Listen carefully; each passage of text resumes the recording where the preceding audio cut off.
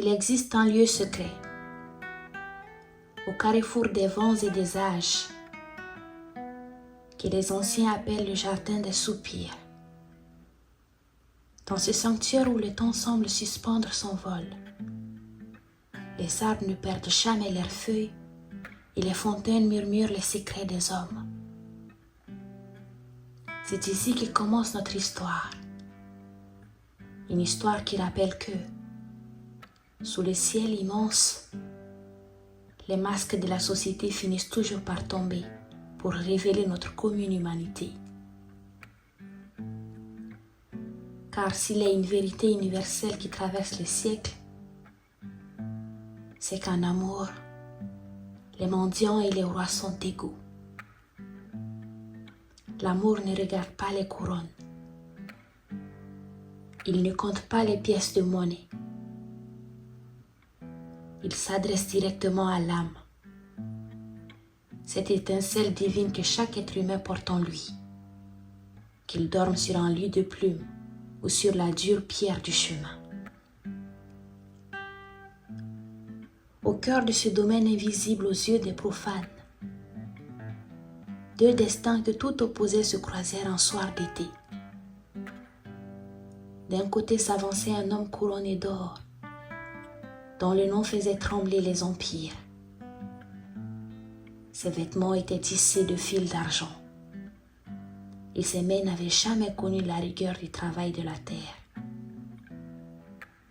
Pourtant, son cœur était un désert de solitude. De l'autre côté marchait une femme drapée de lin grossier, habituée à mendier son pain aux portes des temples. Elle n'avait pour toute richesse que la pureté de son regard et la mélodie de sa voix. Lorsqu'ils se rencontrèrent au bord du miroir d'eau, un silence sacré s'installa. Le roi voulut parler avec l'autorité de son rang, mais les mots se figèrent dans sa gorge. La mendiante voulut baisser la tête en signe de soumission, mais une force invisible redressa son menton. À cet instant précis, le faste du palais et la misère de la rue s'évanouirent. Il n'était plus un souverain et une paria. Ils étaient deux voyageurs fatigués, assoiffés de vérité. On ne voit bien qu'avec le cœur, l'essentiel est invisible pour les yeux. Cette vérité se matérialisa entre eux. Le roi comprit instantanément que son pouvoir s'arrêtait là où commençait le véritable attachement. La mendiante réalisa que sa pauvreté extérieure n'enlevait rien à sa capacité d'offrir l'univers à celui qu'elle choisirait d'aimer.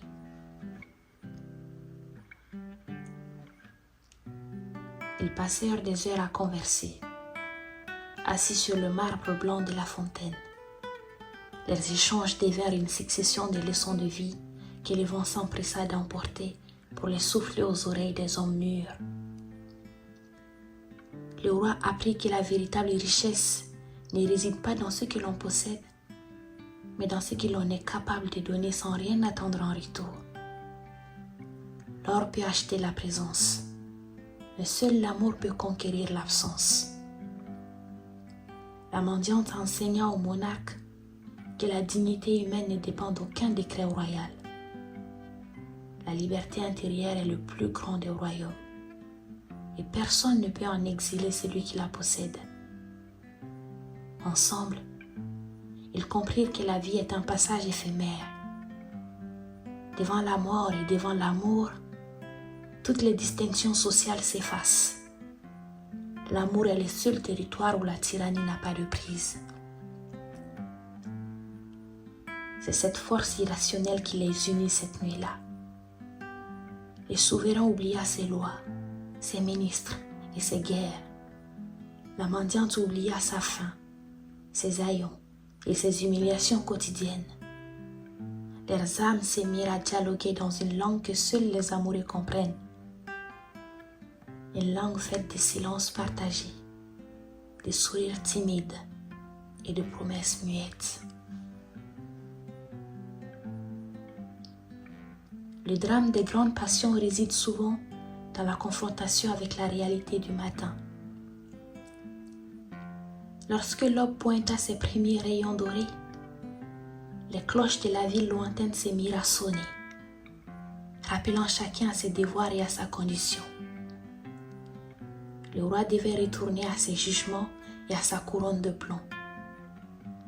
La mendiante devait retrouver la poussière des chemins et la charité des passants. Pourtant, quelque chose avait irrémédiablement changé. Le roi ne regarderait plus jamais son peuple d'en haut, car il savait désormais qu'un cœur pur pouvait battre sous les vêtements les plus modestes.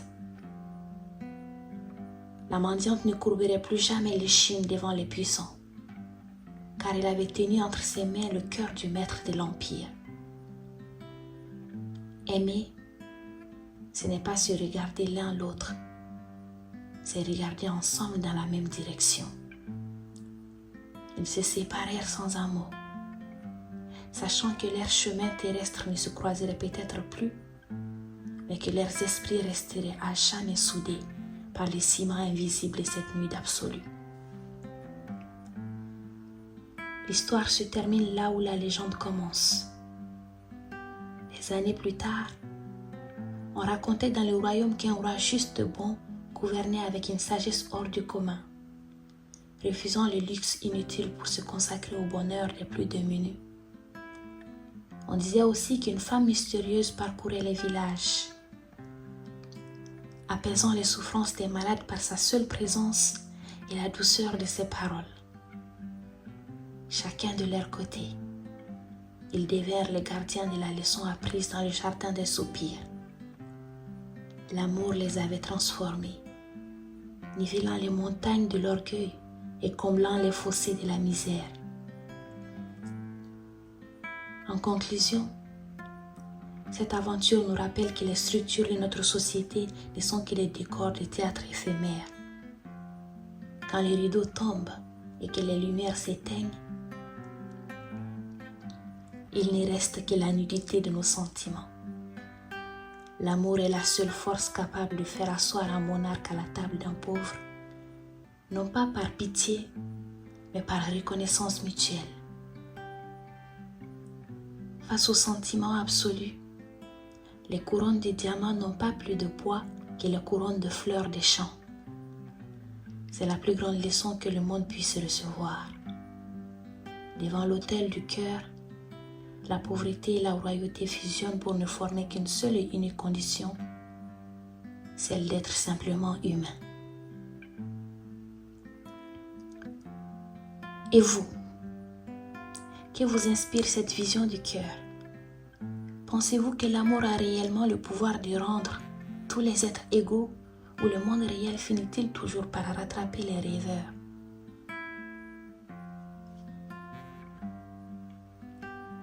Partagez vos réflexions et laissez votre avis dans les commentaires ci-dessous pour enrichir cette discussion. N'hésitez pas à liker et à partager.